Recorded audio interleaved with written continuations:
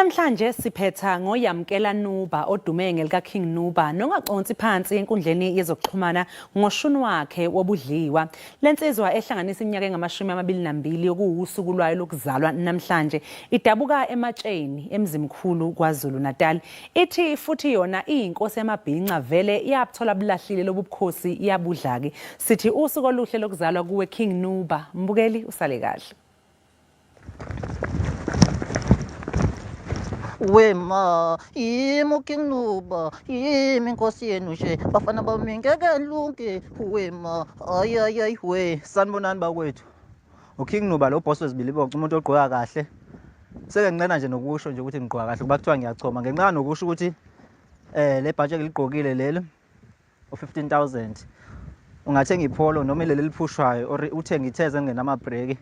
Sekisho ukuthi kukhona abahamba ngejazi lami. Bathi mina into engiyigqoka emzimbeni ngize la kwesicathulo sami lana ke ungathenga imbuzi eziwu4 uqashe nomelusi yabo umqashe nomelusi ngoba lesi u4000 nje. Ngithi wema, hayi ukuthi ngiyachoma nje, ngiyanibonisa nje. Ay we. Wema, yimo King Nuba, yimi inkosi yenu nje, bafana bami ngeke nilunge. Wema, we, sanibonani bakwethu. uKing Nuba lo boss wezibiliboco umuntu ogqoka kahle. Seke nginqena nje nokusho bathiwa ngiyachoma. Ngenxa nokusho ukuthi le budget eligqokile leli u15,000.